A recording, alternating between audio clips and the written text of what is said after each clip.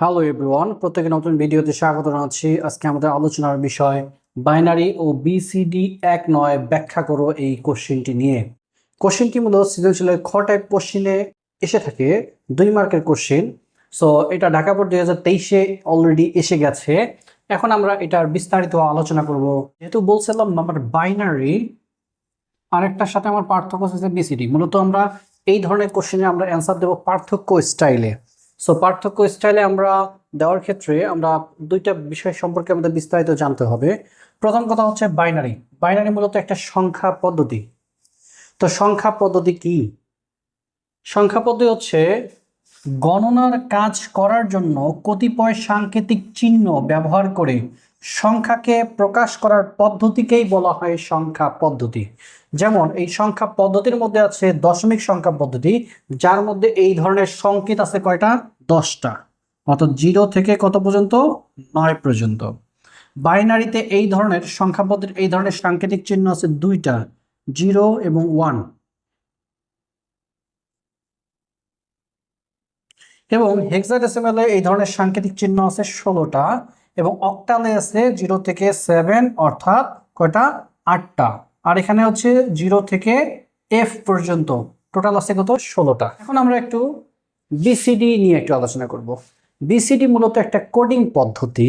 So coding পদ্ধতি, code বলতে কি বোঝায়? কোড বলতে বোঝায় যে পদ্ধতিতে বর্ণ, অঙ্ক, শব্দ, চিহ্ন ইত্যাদিকে বাইনারি অদ্বিতীয় সংখ্যায় রূপান্তর করা যায়, সেই পদ্ধতিকে বলা হবে কোড। সেই পদ্ধতিটাই হচ্ছে কোড। উদ্দেশ্য শুধু একটাই, বাইনারিতে রূপান্তর হবে। সো আমরা একটা জিনিস মাথায় রাখবো, এই কোডিং পদ্ধতি মূলত হলো 4টা। এর মধ্যে হচ্ছে BCD, EBCDIC, extended binary coded decimal interchange code. এরপর হচ্ছে ASCII, American standard code for information interchange. এরপর হচ্ছে Unicode, universal coding technique. BCD code হলো 4 বিটের কোড। ইবিসিডি আইসি হচ্ছে এক্সটেন্ড করার অর্থ হলো প্রসারিত করা। সো বিসিডি কোডকে প্রসারিত করে আমরা ইন্টারচেঞ্জ করছি কয় বিটের কোডে? 8 বিটের কোডে। অ্যাসকি হচ্ছে 2টা পদ্ধতিতে আছে, অ্যাসকি 7 এবং অ্যাসকি 8। সুতরাং অ্যাসকি 7 হতে পারে, অ্যাসকি 8 বিটও হতে পারে। ইউনিকোড মূলত হলো 16 বিটের কোড, এটাকে বলা হয় ইউনিভার্সাল কোড। বিশ্বের সকল ভাষাকে যদি বাইনারি অদ্বিতীয় সংখ্যায় রূপান্তর করতে চাই, তাহলে আমাদের অবশ্যই ইউনিকোড পদ্ধতি ফলো করতে হবে। বাংলা ভাষা ইউনিকোডের টেকনিকের অন্তর্ভুক্ত। তাহলে আমরা বুঝলাম যে বাইনারি মূলত একটা সংখ্যা পদ্ধতি আর বিসিডি মূলত একটা কোডিং পদ্ধতি। ওকে, এখানে একটা জিনিস মাথায় রাখতে হবে, এই বাইনারি দিয়েও আমাদের যে কাজ, বিসিডি দিয়েও আমাদের সেম কাজ। তাহলে দুইটার মধ্যে পার্থক্যটা কি? কেন করলাম দুইটা আলাদা? এটারও যে কাজ, এটারও সেম কাজ। এখানে পার্থক্য করার জন্য আমরা বুঝতে হবে যে এখানে নিচে বেজের জায়গায় থাকবে, বাইনারি ক্ষেত্রে বেজের জায়গায় থাকবে হলো 2, আর বিসিডির মধ্যে বেজের জায়গা থাকবে হলো সরাসরি বিসিডি। এখানেও যে মানটা থাকবে সেটা বাইনারি, এখানেও যে মানটা থাকবে সেটা হলো বাইনারি। দুইটা নির্ণয়ের টেকনিক ভিন্ন।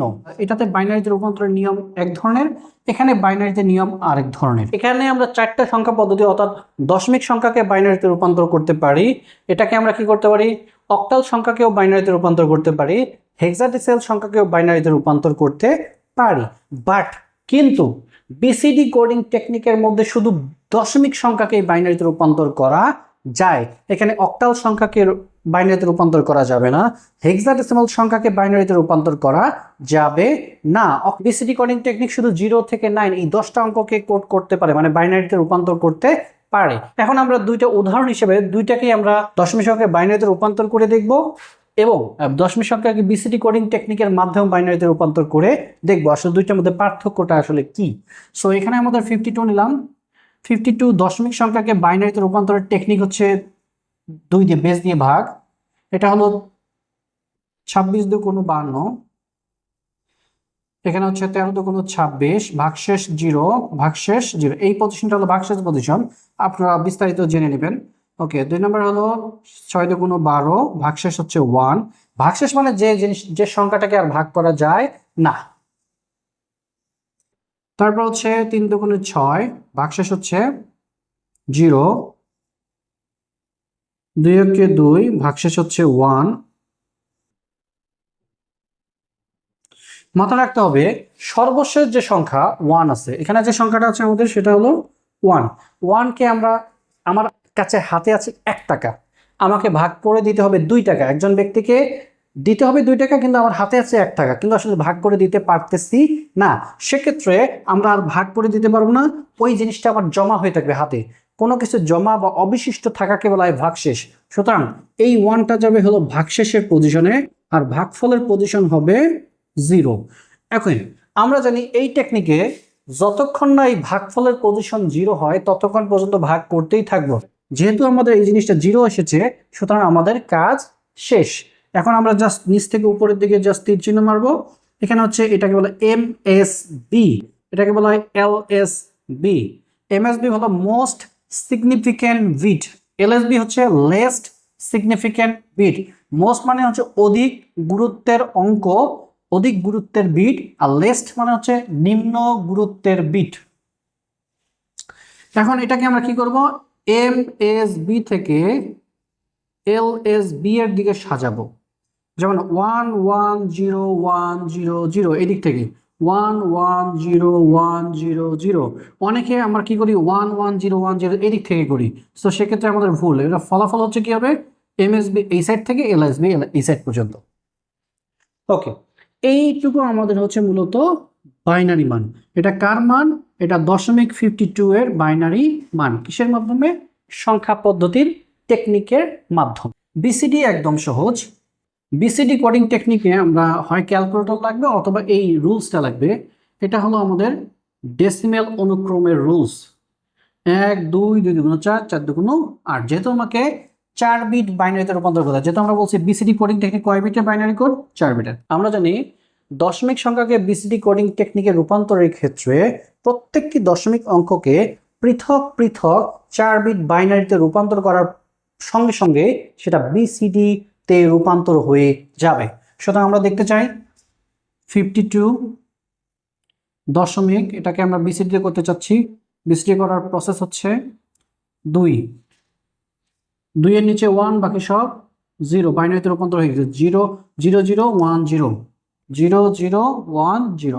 এটা আবার 5 এর জন্য আলাদা 4 বিট, 4 আর 1 5 0 0। তো 0 1 0 1 0 1 0 1।